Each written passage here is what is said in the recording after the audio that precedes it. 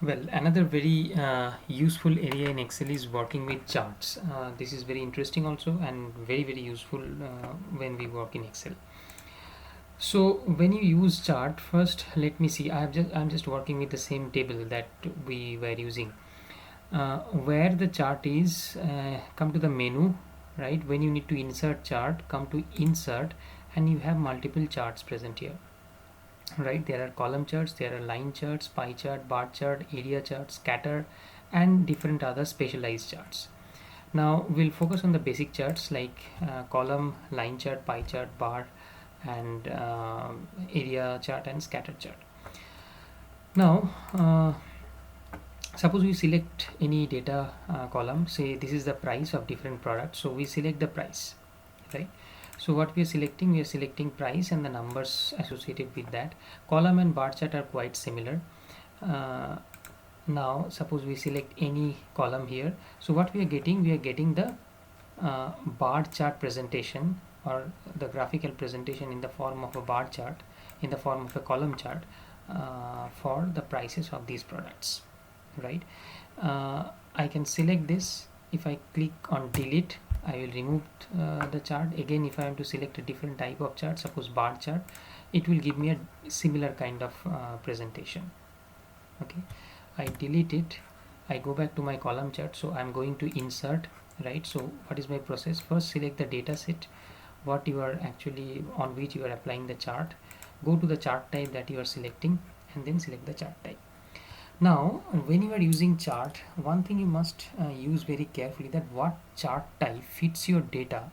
It depends on your own understanding, right? I can use line chart also in this case. Suppose I go for a line chart. I have to go insert line chart. Now is it really meaningful when I'm actually presenting price of different commodities, right? That means I want to compare between the prices. Now comparability is not very well understood if I present it in a line chart. So the choice of chart depends on what actually you are doing with the data. So I go back to the line chart. So I go back to the column chart. So I select the prices, right, and column chart. Now these are useful. I can see that there are really differences in prices. Now there are many things that I can work on in this chart. Suppose I don't want this particular price per unit tab here. I select it, right? I can simply remove this particular tab. I can remove this particular tab by selecting and deleting it. Suppose price per unit I want in a different manner. I don't want it price per unit. I want it to be written as unit price. How do I do it? I'm just selecting it, right, and then adding it. I'm just modifying it. Now see, in this particular chart column there are several design options are present. So depending on the designs that you choose, you can apply different design options, right? It's your choice. Once you practice, once you sit with the computer, then this is automatically, these things will come. But I can do many things with this particular chart. Now see, in the horizontal axis, this is horizontal axis, this is vertical axis. Vertical axis, my scales are present. Scale means scale of 0 to 140. Based on this scale I am presenting the prices. Okay, now in horizontal axis it is showing certain numbers, but this less than 80, that means I am showing the price of Colgate, but here Colgate is not written. Here only written 1 2 3 4 5 6 7 8, because there are 8 products here. Now why these product names are not written? Because I have already selected this one particular column.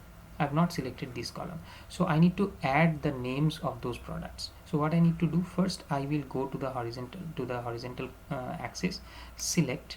That means by clicking on any part of the horizontal axis I will select. I'm automatically in the design tab. When I'm in the design tab, go to select data, click on the select data, and it is asking that what should be there in the horizontal axis category. At present there are numbers 1 2 3 4 5. I want to edit this, so click on edit. It is asking that what do you want to put it here.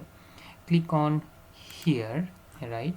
Now just select these product categories. Again click on this, click OK.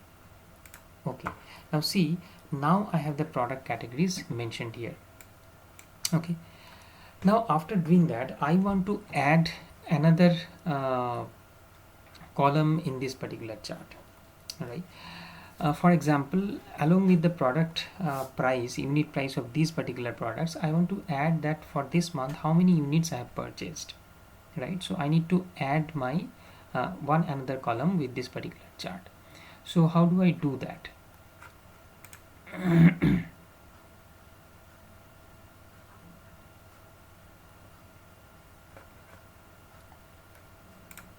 So how do I do that? So what I have to do here, I have to add a column, right? So I'm selecting the chart area. I'm going to select data, the same place here where I have actually changed the horizontal axis name. Then in this part I have the content, right? Legend entries. That means I have the content of this chart was this price per unit. What I want to do here, I want to add some more content, right? Now first particular box is series name. What is my series name? I want to add this particular series. So click here. My series name is this. I'm clicking on this particular cell. This particular cell name has already come.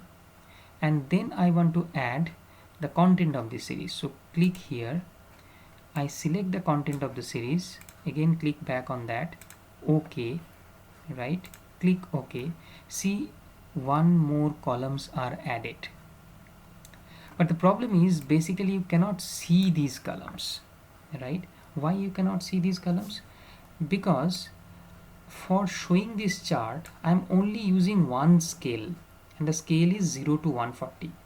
Now in a 0 to 140 scale, these price per unit fits well because these numbers are big, right? So it is 78, so it is showing quite a size of this particular column. It is 120, so it is showing quite a size of this column. Now in this particular scale of 0 to 140, if I want to place 2, then it should be very near to 0. If I want to place 0, I mean 4, it should be very near to 0. Even the largest one is 6, it should be very near to 0, like very near to 0. So I basically cannot read the second columns here, right? So what I have to do, I have to change the scale, but this particular scale is useful for this price per unit. So when I need to change the scale, I need to add one scale on the other side, right? How to do that? How to do that? So what I have to do, I have to select this particular chart area, come to layout, right? From layout, come to the chart area, select the particular series that you want to add another scale.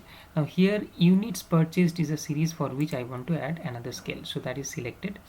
Once it is selected, that means I am going here selecting units purchased, then come to the next one, format section. Now in format section, you have plot series on primary axis, secondary axis. What is a primary axis? By default, left axis is this primary axis. Secondary axis means I have to add one more axis with this. Click close. Now see, I have a different axis added on this side, and now I can read these numbers. Okay, let me just extend this discussion in the next video.